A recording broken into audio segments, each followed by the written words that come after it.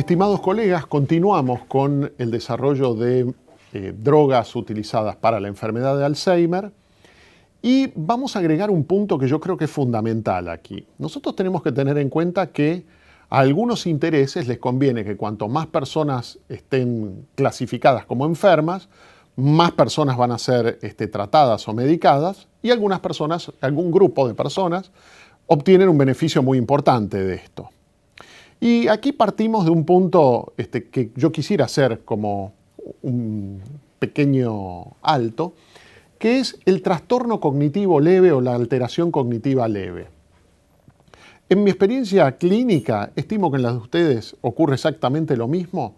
Observamos personas de mayores de 60 años generalmente que se quejan de fallas de memoria, ¿no? Esto es una consulta muy frecuente y es una consulta que tiene algún tinte hipocondríaco. Yo creo que cuando una persona tiene 30, 40 años, ni que hablar 20, creo que ni se lo pregunta, pero a los 30, 40 años, si uno tiene algún olvido, lo adjudica rápidamente al estrés de la vida, a las tensiones con las que uno puede vivir, pero a medida que uno va envejeciendo, aparece el temor a las enfermedades de este tipo degenerativas, fundamentalmente a las demencias de Alzheimer o las demencias vasculares. Entonces, este tipo de consulta tiene un tono hipocondríaco muchas veces de temor acerca, bueno, estas fallas de memoria me estarán llevando a esta patología.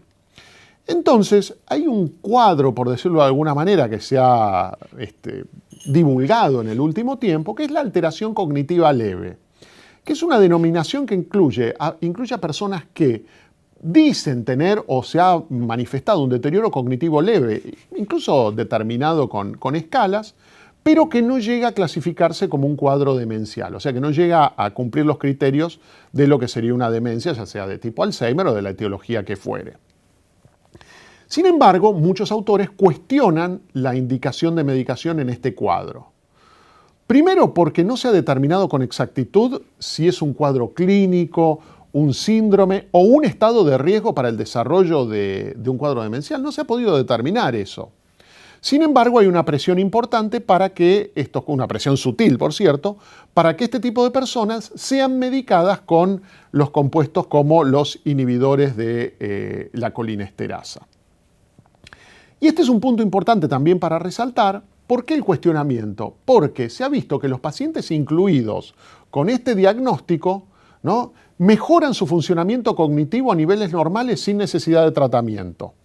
Por lo que podemos especular que esto puede estar, al igual que en otras décadas menores de la vida, este tipo de fallas mnésicas, sobre todo nominales, ¿no?, la posibilidad de determinar el nombre de algo, puedan estar asociadas a una cuestión benigna, más situacional o al estrés cotidiano del diario vivir. Además que, entendiendo que las fallas de memoria también uno debería descartar otras patologías, particularmente el cuadro depresivo, ¿no? El síndrome depresivo como tal cursa con alteraciones cognitivas y muchas veces puede solaparse con un cuadro demencial. O sea que ese es un punto que podríamos dejar en el foro para trabajarlo en mayor detalle, es cómo diferenciar un síndrome depresivo de un cuadro demencial, porque tiene no solamente una consideración nosológica o clínica, sino que es una consideración también terapéutica y también en cuanto a la evolución. Pero bueno, ese es un tema que dejaremos para luego.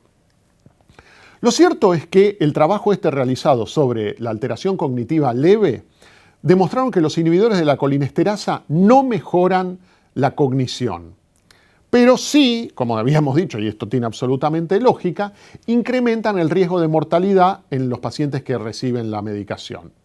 Entonces, el cuadro denominado como alteración cognitiva leve no sería, de acuerdo a cánones actuales, una entidad nosológica independiente como tal, y lo que concluye este artículo es la preocupante tendencia a que haya más personas que sean clasificadas como enfermas para que pudieran recibir tratamiento médico, ¿no? Y entendemos que algunas personas inescrupulosas puedan de algún modo obtener un beneficio de este tipo de maniobra. Obviamente es algo que no podemos generalizar.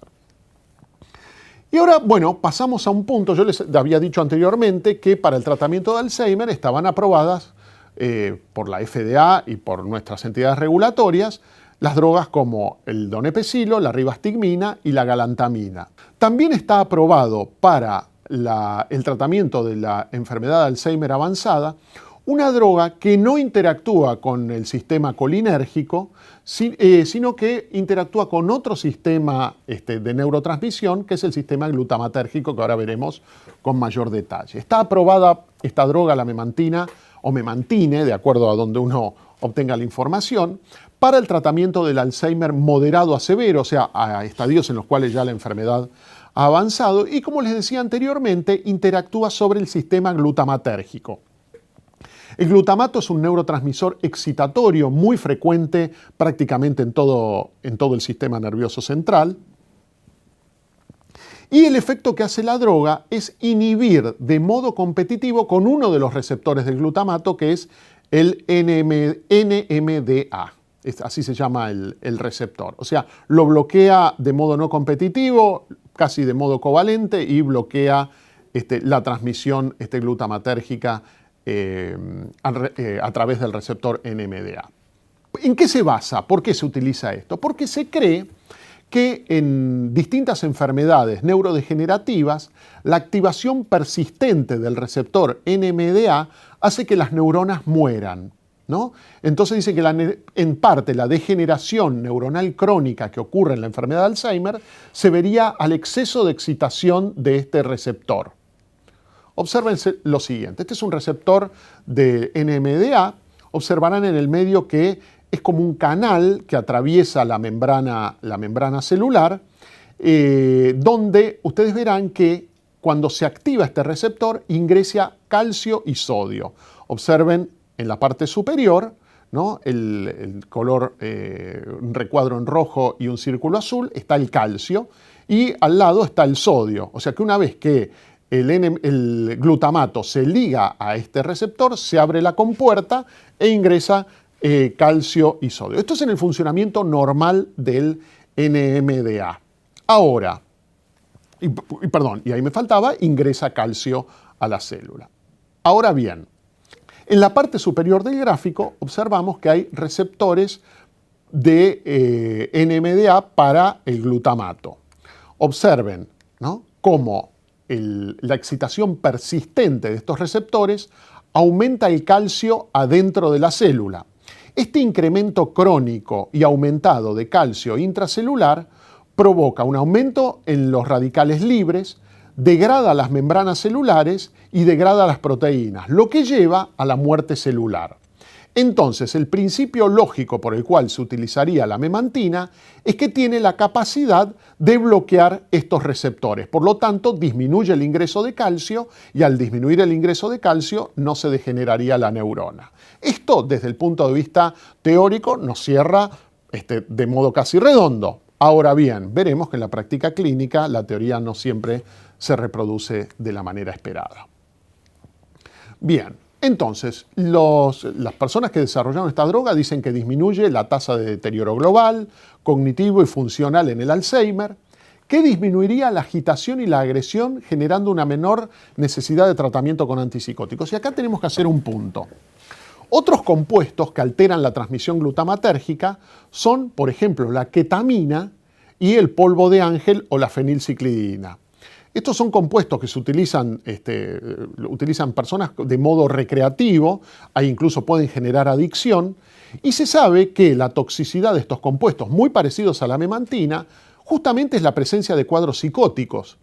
O sea que el bloqueo de los receptores glutamatérgicos del NMDA aumenta el riesgo de padecer un cuadro psicótico. Si uno va a la letra de los efectos adversos, incluso la publicada por el fabricante, encontrará que la utilización de la memantina aumenta el riesgo de agresión en algunos pacientes y de cuadros psicóticos. De hecho, me ha tocado observar en algún caso clínico esta situación. Por lo tanto, es cuestionable esta aseveración que se realiza que me genera una menor necesidad de tratamiento con antipsicótico, menor agitación y agresión.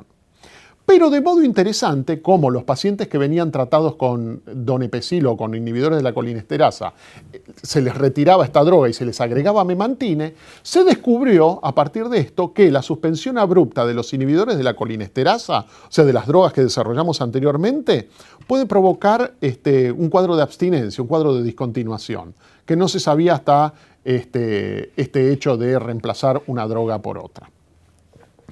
Entonces, en relación a la eficacia y el memantine, la evidencia de que mejore el Alzheimer grave es poca y débil.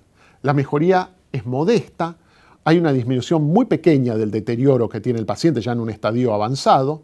No reduciría el tiempo del cuidador, tiene que estar con el paciente, ni previene la institucionalización del paciente.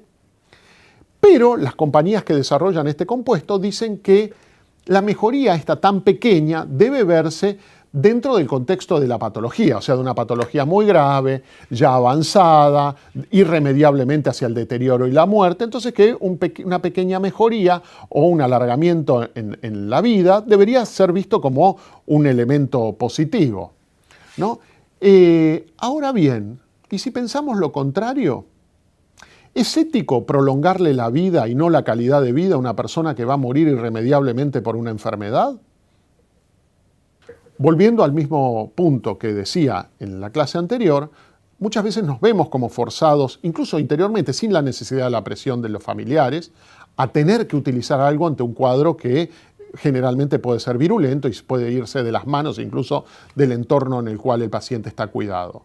Ahora, pensar bien que estamos dando un compuesto de una eficacia muy pequeña y si tuviera eficacia, ¿tiene sentido una eficacia mínima, un costo económico cierto, real, y una presencia muy altamente probable de efectos adversos?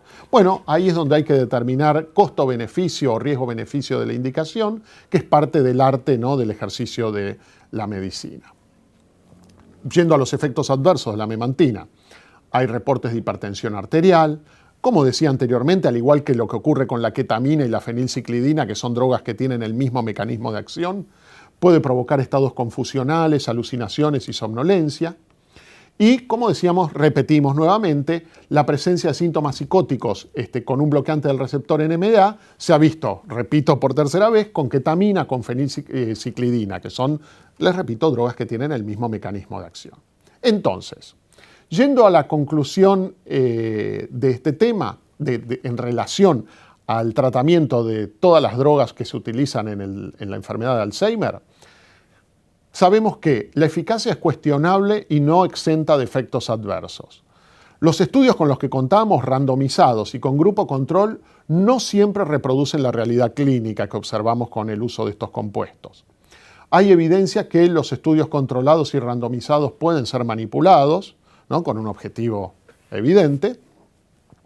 Y fíjense lo siguiente, que lo que habíamos dicho en la primera clase, la diferencia estadística no necesariamente implica diferencias clínicas. Fíjense, esto en la parte inferior, el artículo de Maggini dice, inhibidores de la colinesterasa, drogas en búsqueda de una enfermedad, o sea, de modo irónico lo dice. Y acá vemos un punto también que la prestigiosísima entidad británica del National Institute of Clinical Excellence, los británicos a veces pueden producir algo favorable, considera que los beneficios que se observan con estas drogas son mínimos, que la calidad metodológica de los trabajos científicos que las avalan es pobre y que las bases científicas para su indicación son absolutamente cuestionables. Muchas gracias.